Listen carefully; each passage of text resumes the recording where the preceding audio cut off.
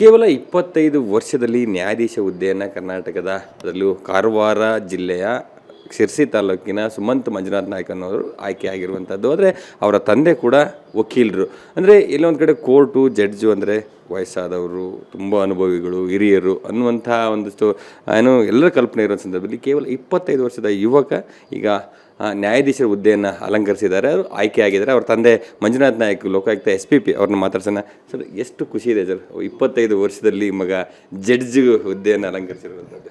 ತುಂಬ ಖುಷಿ ಆಗ್ತಾಯಿದೆ.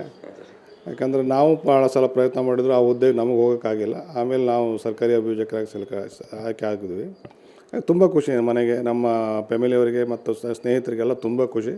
ಹಾಗಾಗಿ ಅವರೇ ಅವನ ಫೋಟೋಗಳನ್ನೆಲ್ಲ ಎಲ್ಲ ಕಡೆ ಅವ್ರನ್ನೇ ಅಭಿಮಾನದಿಂದ ಎಲ್ಲ ಕಡೆ ಅವರೇ ಫೇಸ್ಬುಕ್ಕಲ್ಲಾಗಲಿ ವಾಟ್ಸಪ್ಪಲ್ಲಿ ಹಾಕಿ ಖುಷಿ ಪಡ್ತಾಯಿದ್ದಾರೆ.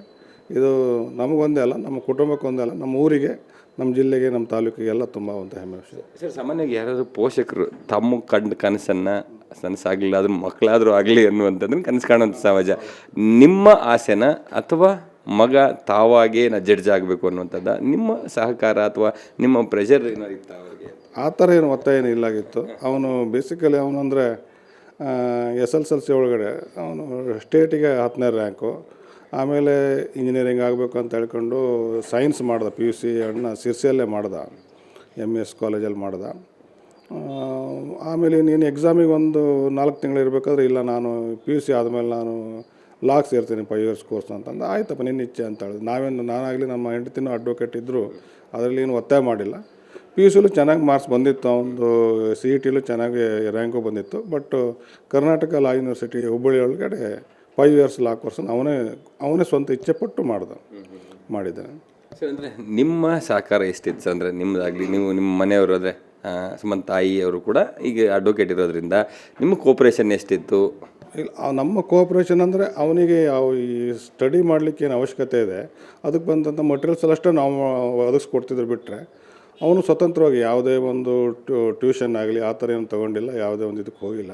ಸ್ವತಂತ್ರವಾಗಿ ಅವನೇ ಓದಿಬಿಟ್ಟು ಈ ಜಡ್ಜ್ ಎಕ್ಸಾಮಿಗಾದರೂ ಅವನು ಈ ಹಳೆಯ ಒಂದು 20 ವರ್ಷದ ಏನು ಕ್ವಶನ್ ಪೇಪರ್ ತರಿಸ್ಬಿಟ್ಟು ಅದರ ಮೇಲೆ ಕ್ವಶನ್ಗಳನ್ನು ರೆಡಿ ಮಾಡಿಬಿಟ್ಟು ಮಾಡ್ದೆ. ಮತ್ತು ಇಲ್ಲಿ ಅವನು ಅಡ್ವೊಕೇಟ್ ಆದಮೇಲೆ ನಮ್ಮ ಊರವರೇ ಪರಮೇಶ್ವರ್ ಹೆಗಡೆ ಅಂತ, ನೀಲಕಂಠ ಹೆಗಡೆ ಅಂತೆಲ್ಲ ಹೈಕೋರ್ಟಲ್ಲಿ ಪ್ರಾಕ್ಟೀಸ್ ಮಾಡ್ತಾರೆ. ಅವ್ರ ಕೆಳಗಡೆ ಅವನು ಪ್ರಾಕ್ಟೀಸ್ ಮಾಡ್ತಿದ್ದ. ಅವರು ಜಾಸ್ತಿ ಆಗಿ ಅವನಿಗೆ ಮಾರ್ಗದರ್ಶನ ನೀಡಿ ಹೈಕೋರ್ಟಲ್ಲಿ ಆರ್ಗ್ಯುಮೆಂಟ್ ಮಾಡಲಿಕ್ಕೆಲ್ಲ ಅವನ್ನ ಬಿಟ್ಟರು. ಹಾಗಾಗಿ ಅವನು ಅದರಿಂದ ಚೆನ್ನಾಗಿ ಕಲ್ತ್ಕೊಂಡು ಇದರಲ್ಲಿ ಅವನಾಗಿದ್ದಾನೆ. ಸರ್, ಇಡೀ ಅಂದರೆ ಬಾಲ್ಯದಿಂದ ನೋಡ್ತಾ ಹೋದರೆ ಕರಿಕ್ಯುಲರ್ ಆ್ಯಕ್ಟಿವಿಟೀಸಲ್ಲಾಗಲಿ ಅಥವಾ ಇದರಲ್ಲಿ ಎಷ್ಟು ಅವರು ಆ್ಯಕ್ಟಿವ್ ಆಗಿದ್ದರು ಅಂದರೆ ಅವ್ರ ಬಾಲ್ಯವನ್ನು, ಅವನ ಮಗನ ಒಂದಷ್ಟು ಬೆಳವಣಿಗೆಯನ್ನು ನೀವು ರೀಕಾಲ್ ಮಾಡಿ? ಅವನು ಬಾಲ್ಯದಿಂದ ಏನಂದರೆ ಅವನು ಹೆಚ್ಚಾಗಿ ಒಬ್ಬನೇ ಏಕಾಂತಲ್ಲಿ ಇರೋದು. ಒಂದು ಕಡೆ TV ಹಚ್ಕೊಂಡಿರೋದು, ಒಂದು ಕಡೆ TV ನೋಡ್ತಾನೆ ಇರೋದು, ಈ ಕಡೆ ಓದೋದು, ಸ್ಟಡಿನೂ ಮಾಡ್ತಿದ್ದ. ಹಾಗಾಗಿ ಅವನಿಗೆ ನಾವು ಜಾಸ್ತಿಯಾಗಿ ಈ ವಿದ್ಯಾಭ್ಯಾಸಕ್ಕಾಗಿ ಏನು ಒತ್ತಾಯ ಮಾಡಿಲ್ಲ, ನೀವು ಇದೇ ಮಾಡೋ, ಓದಲೇಬೇಕು ಆ ಥರ ಪ್ರೆಷರ್ ಇಲ್ಲ. ಅವನು ಎಕ್ಸಾಮ್ ಟೈಮಲ್ಲಿ ಚೆನ್ನಾಗಿ ಓದೋದು, ಉಳಿದ ಟೈಮಲ್ಲಿ ಈ ಕಡೆ TVನೂ ನೋಡೋದು, ಎಂಜಾಯ್ ಮಾಡ್ತಿದ್ದ. ಚೆಸ್ ಒಂದು ಎಕ್ಸ್ಟ್ರಾ ಒಂದು ಹಾಬಿ. ಚೆಸ್ಸಲ್ಲಿ ಅವನು ಕಾಲೇಜ್ ಲೆವೆಲ್ವರೆಗೂ, ಡಿಸ್ಟಿಕ್ ಲೆವೆಲ್, ಜಿಲ್ಲಾ ಮಟ್ಟದಲ್ಲೆಲ್ಲ ಪ್ರಥಮ ಬಂದು ಸ್ಟೇಟ್ ಲೆವೆಲೆಲ್ಲ ಹೋಗಿದ್ದ. ಸ್ಟೇಟ್ ಲೆವೆಲ್ ಮಾಡಿಲ್ಲ ಅಷ್ಟೇ. ಸರ್, ನಿಮ್ಮ ಊರು ಅಥವಾ ನಿಮ್ಮ ಫ್ಯಾಮಿಲಿ ಒಳಗೆ ಇದು ಮೊದಲನೇ ಜಡ್ಜ್ ಅನ್ನುವಂಥದ್ದು. ಹೌದು, ಅಂದರೆ ಇಡೀ ಊರು ಖುಷಿ ಪಡ್ತಾ ಇದೆ, ಇಡೀ ನಿಮ್ಮ ಸಂಬಂಧಿಕರು ಖುಷಿ ಪಡ್ತಾ? ಹೌದು, ಇಡೀ ಊರವರು ಖುಷಿ ಪಡ್ತಾ ಇದ್ದಾರೆ. ಎಲ್ಲರಿಗೂ ಒಂಥರ ಚೆನ್ನಾಗಿ ಆಗಿದ್ದಂಥ, ಎಲ್ಲರೂ ಸಂತೋಷದಿಂದ ಅವರೆಲ್ಲ ಸಂತೋಷ ವ್ಯಕ್ತಪಡಿಸ್ತಾರೆ, ಎಲ್ಲರೂ ಖುಷಿ ಅನಿಸ್ತಾರೆ. ಚಿಕ್ಕ ವಯಸ್ಸಿಗೆ ಸಿವಿಲ್ ಜಡ್ಜ್ ಆಗಿರೋದ್ರಿಂದ ಅಂದರೆ ಅವರ ಕೆರಿಯರ್ನ ಅಂತಿಮವಾಗಿ ಹೈಕೋರ್ಟ್ ಜಡ್ಜ್ ಆಗುವ ಹಂತಕ್ಕೂ ಹೋಗ್ಬೋದು. ಅಂದರೆ ಅಷ್ಟು ಚಿಕ್ಕ ವಯಸ್ಸಿಗೆ ಅವ್ರು ಆಗಿರೋದ್ರಿಂದ ಮುಂದೆ ಒಳ್ಳೊಳ್ಳೆ ಹುದ್ದೆಗಳು ಸಿಗಲಿಕ್ಕೆ ಅವಕಾಶಗಳು ಎಷ್ಟಿದೆ ಅಂದರೆ?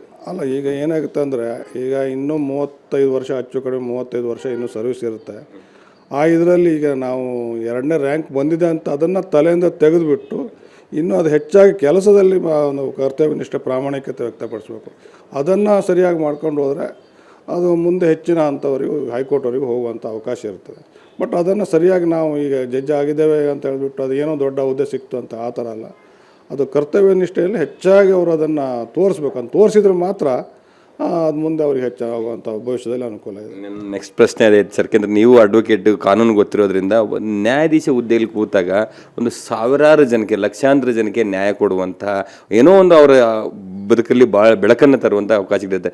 ನೀವು ಮಗನಿಗೆ ಬೇಗ ಜಡ್ಜ್ ಆಗಿ, ಅವರು ಜಡ್ಜ್ ಆಗಿರೋದ್ರಿಂದ, ನೀವು ಅಡ್ವೊಕೇಟ್ ಆಗಿರೋದ್ರಿಂದ ಮುಂದೆ ಅವರ ಕೆಲಸದಲ್ಲಿ ಏನು ಕಿವಿ ಮಾತು ಹೇಳೋಕ್ಕೆ ಇಷ್ಟಪಡ್ತೀರಿ? ಕರ್ತವ್ಯ ನಿಷ್ಠೆ ತೋರಬೇಕು, ಪ್ರಾಮಾಣಿಕತೆ ಇರಬೇಕು.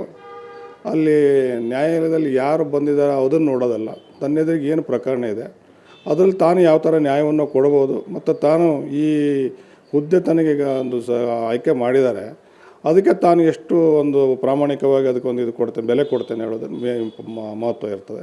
ಹಾಗೆ ನಾವು ಹೇಳೋದೇನಂದ್ರೆ ಕರ್ತವ್ಯನಿಷ್ಠೆ ಪ್ರಾಮಾಣಿಕತೆಯಿಂದ ಕೆಲಸ ಮಾಡಬೇಕು ಅನ್ನೋದಷ್ಟೇ.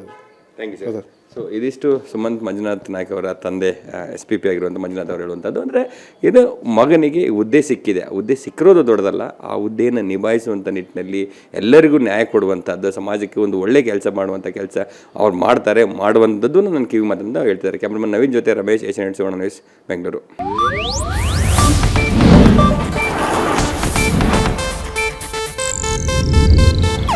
ಇದು ಏಷ್ಯಾನೆಟ್ ನ್ಯೂಸ್ ನೆಟ್ವರ್ಕ್ ಪ್ರಸ್ತುತಿ.